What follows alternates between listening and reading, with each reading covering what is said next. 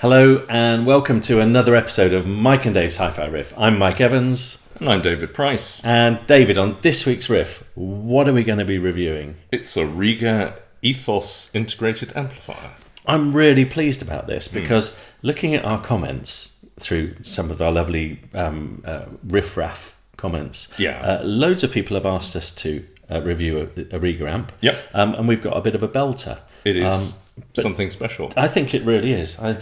We are, by the way, it's not like it's an exclusive or anything. We are the last people who are alive to review this. No, I do understand that. But I'm glad we have. Yeah. But there's a reason for my point. And my point is I just wanted to sort of say that we do look at the comments. We do look at the comments. Do you? I do. I know you don't. But you're busy, and I don't have anything else to do in my life. You've got nothing to do. There we are. An empty life. Quite. It sounds like a Smith song, I was going to say, God. heaven knows I've got an empty life now.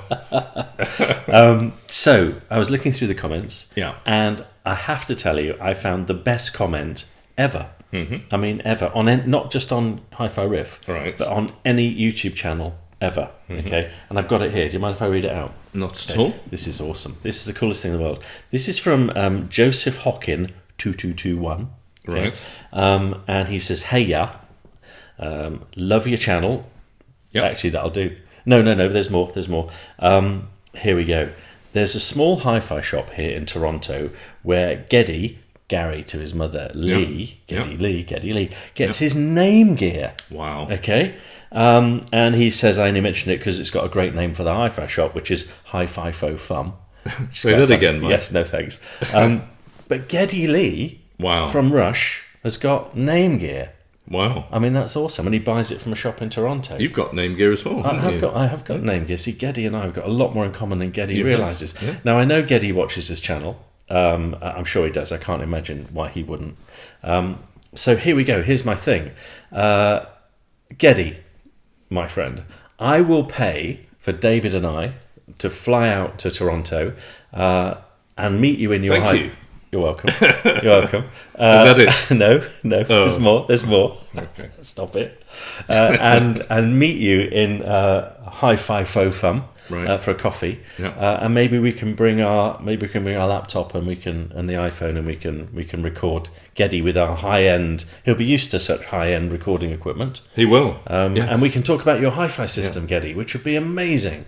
And we could do a riff with Geddy Lee. That would be cool, wouldn't it? And he will be relaxed working in the presence of professionals. Of course he will. He will. No need to be shy or worried. Geddy. No. And do you know what? It explains an awful lot. Why the Rush albums sound so good, because Geddy's a hi-fi nut. Of course he is. Yeah. There we are. Anyway, look, we digress. Geddy, so I'll wait for your call. If anyone else knows Geddy Lee, if he's not actually watching, yes, that's a great shout. So just on the off chance, can you give him the message, please? Tell Ged that we're up for it, because I'd really like Mike to fly me to Toronto. You've been to Canada? No. Well, there you are. See, everyone's happy. Mm-hmm. I mean, it's just win-win. Let's talk about this lovely Rega. Yeah. We've got it between us because this is a two-man lift. How are we going to do this? Yeah.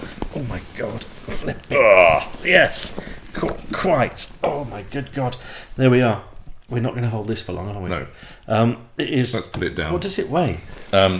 A lot. Nearly 20 kilograms. God, okay. I'm not even going to show the back panel. 18 kilograms. Yeah. Let's just say it's got sockets on the back. It's got a million sockets on the back, actually. Yeah, it's not quite as many as your average AV receiver, but it's... No. Compared to your name, Mike, it's got loads of sockets. That's very, very true, actually. Yeah. But then so is, an ITT television from 1973. Yeah. So, anyway, this is a belting amplifier. It really is. It's an absolute cracker. Yeah. Tell me a little bit about it. Tell me, first of all, how much are we looking at, cost-wise? 3,300 quid. Why do I not think that's too bad? Because you've heard it. I have. And I think it's worth that, comfortably. Yeah. I think it's just a little bit of a star. This it amp. is, yeah. Well, little bit. I mean, it weighs about as much as a star. It's huge. Musically, sounds lovely. Doesn't seem to worry too much about what genres you're playing. Class AB. Yep. Plenty of power. Yeah, it's so basically there's this company called Rega, Mike. They're down on the south coast, and they're famous for turntables, but they also make electronics, and speakers. And is that too much detail? I've been to their factory. Oh, all right, sorry. I've been to their factory. Okay. I've met Roy Gandy. Yeah. He's a lovely chap. Yeah, he is. Yeah. Yes. I saw him take a phone call from a customer who had a complaint once at the factory. And somebody phoned up, and the conversation went along the lines of, when I tap my Rega, I can hear the tapping coming through my speakers. And Roy's answer was, well, don't tap it then. That's actually a very good answer. And it's true, isn't it? And it you know, applies to virtually every turntable, by the way. Absolutely. So absolutely.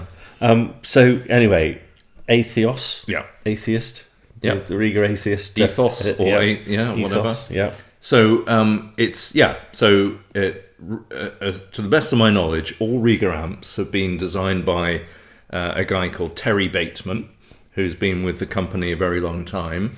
Terry, on his days off, as it were, or after work and weekends, is a big valve amplifier fan. So it's no surprise that Terry, he's not obviously designing valve amps for Rega, but he has a certain sensibility about what he wants his solid state amp to do, I think. And so every Rega amp I've ever reviewed over the years has definitely been a little on the warm side, and very musical, to use that sort of terrible cliche that we use. He's never designed hard and steely sounding amps. So even though this is Class AB, it's not a million miles away than, for example, the Sugden A21 that we've tried. No, it is definitely different. That's true to say, isn't it? I had no idea of what you just said, and it makes perfect sense. Yeah, it really does. Yeah. It's not in any way hard or metallic or. I think of sort of just talking about Geddy's name amps. Yeah. I do think of them as being on that side, if you like. Very sort of dynamic, very fast, etc. And I'm a big fan, but you wouldn't say they were the smoothest amps in the world. No. But this is super especially smooth. the classic ones. But yes, yeah. So the I think the idea behind the Ethos then is that it's a sort of mid-price integrated, and it offers a lot of power. It's 125 watts RMS per channel, which is enough for most people. It's discrete transistor design rather than MOSFET power modules. A lot of modern amps use MOSFETs and have done since the late 70s or early 80s. But there's still a school of thought that discrete transistor power amps, discrete transistors in the power amp sections. Some people prefer them. It's a sort of. It's something for the internet forums, really, to argue about until kingdom come. But Terry certainly likes that sound, and so it's basically a do-it-all, old school integrated. It doesn't have streaming. It doesn't have Bluetooth. It doesn't have this or that. And it doesn't even have a phono stage. See, that's amazing, isn't it? It is. That is amazing. Yeah. When you think of their heritage, with all, and currently with all the turntable range they have. Well, you would have thought they still play records at Rega. You would have. Guys, what's going on? But they do sell separate photo stages in their defence. So, they do, yes. And very good ones as well. Yeah, absolutely. So you would need to buy one to pair it with this, wouldn't you? But this is, if you think about the sort of integrateds we were buying in the 80s, which were just a bunch of line inputs and a tape loop. This has also got a tape loop, I think. A sort of volume control, basically. Yes, yeah. So it's actually a very it's kind of classic old school amp, which I like. I like a lot. Yeah. So I like the front. I like the fascia. I guess it's got the remote control as well, so you don't have to keep getting up and turn the volume control if you don't want to. But I love it. But God, it feels really solid. Yes. And it's beautifully built, isn't it? It's a serious bit of kit. It is, and if you contrast that to the Exposure 3510, we love. That Exposure amp. That's a little bit cheaper than this, to be fair. Yes. But that's the Exposure's very much 3510 is very much kind of slab of aluminium fascia in a kind of pressed steel case, and it's all screws, and it's kind of very conventional. Yes. But this is really lovely. It's quite like a Lin amp, actually, isn't it? Isn't it? Yeah, it is. It's like a kind of, it looks like Yes. it's a kind of cast aluminium extrusion of some sort. It does, absolutely. And it's proper full size, isn't it? It's a beast, isn't it? It certainly is, And in fact, the other amp which we do also like is the Cyrus i9 with the power supply, the professional power supply, which is sort of half width of this, isn't it? Yeah. I think we're spoilt for choice at the moment with amps of this price range and quality. Yes. I think it's almost like every sort of amp we listen to in that price range, people are doing some really good things. I'm not sure that makes it easy in any way, shape or form to do any recommendations, because also we love the Sugden. Yes. But there's quite a difference between, say, for example, the Sugden and the Cyrus, or the Exposure and the Rega. Yeah. Well, I think that there's a very good point, actually. So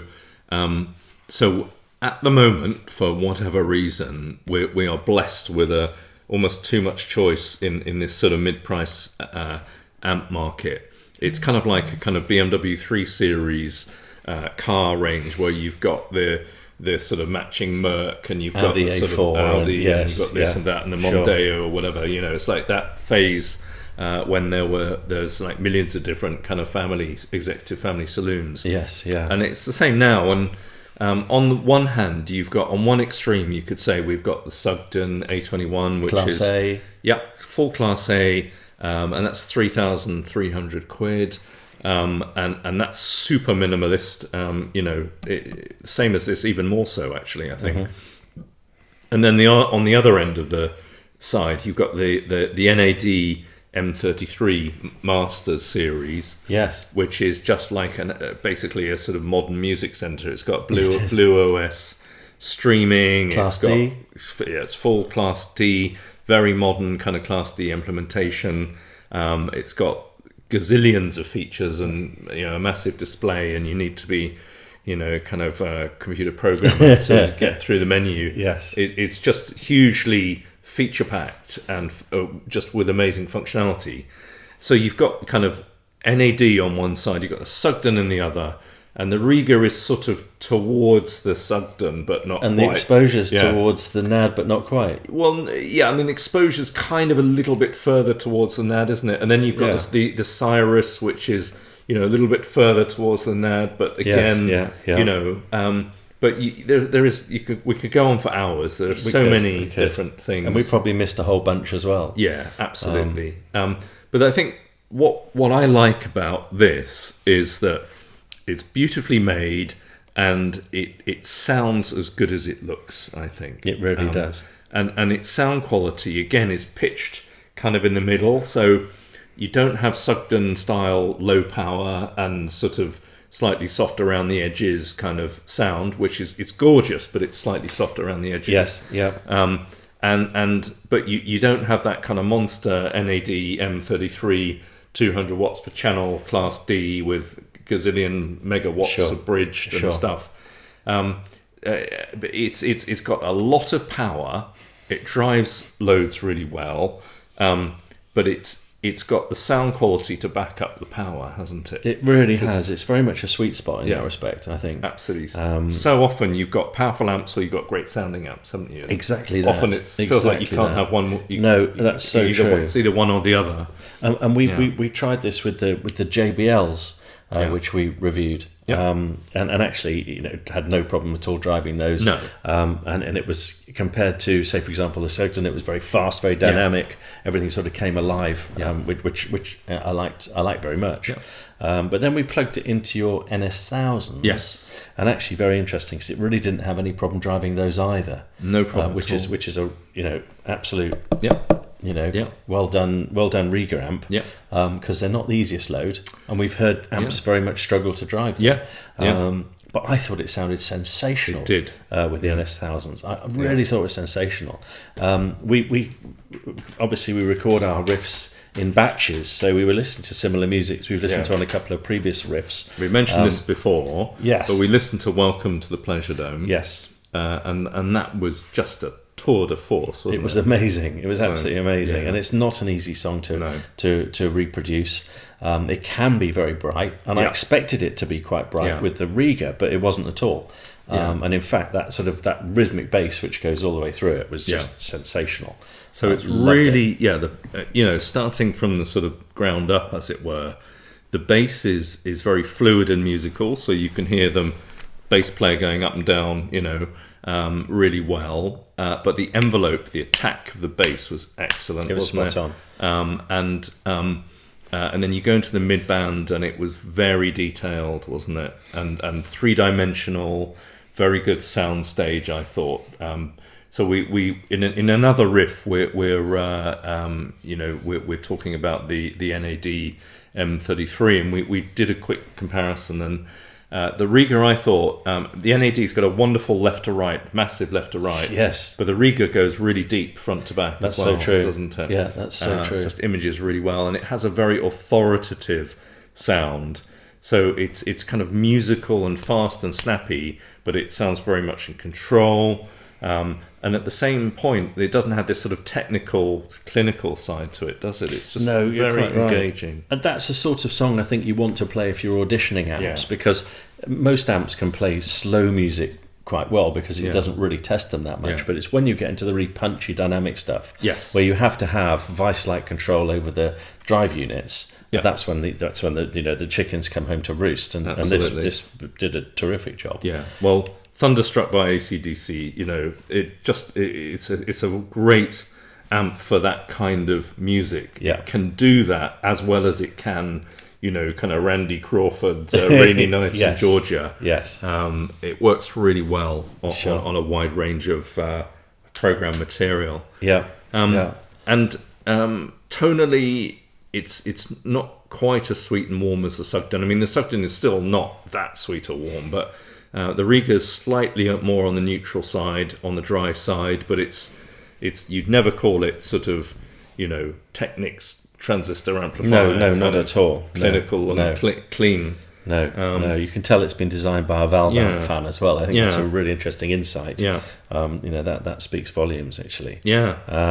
But honest to goodness, I would, and I said it to you earlier, you'd happily live with this. You would with you in your system here. Yes. So we were CD based again today. Yeah. That seems to be our thing at the moment. Yeah. So we had a CD transport. Into your pretty much your go-to DAC, which is the Hugo TT2. Correct.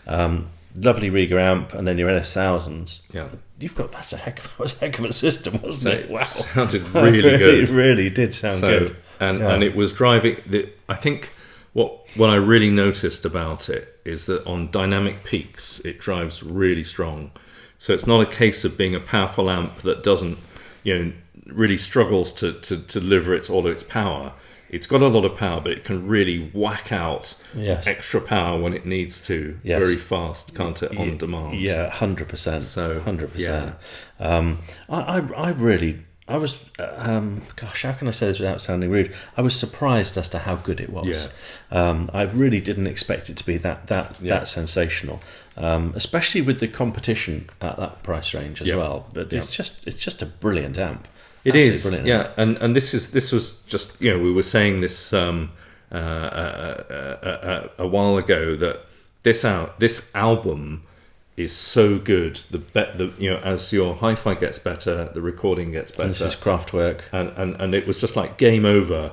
We played this. We played the first trilogy, the Tour de France sort of trilogy at the beginning. Yes. And it was incredibly detailed and tight, with a wonderfully pulsating bass. It just gripped the bass drivers of the NS1000s brilliantly. It was fantastic. So it's interesting because that first sort of trilogy, there's different tempos. And the fast tempo is the hardest one to recreate. And it did a wonderful job. This is a really good album. We've talked about it before. Tour de France soundtracks, certainly well worth looking for that and buying a copy of that. 2003, look at that. Amazing, isn't it? 21 years old. 21 years old, but Incredible. still sounding amazing. I'm going to ask if we can do a riffometer on it.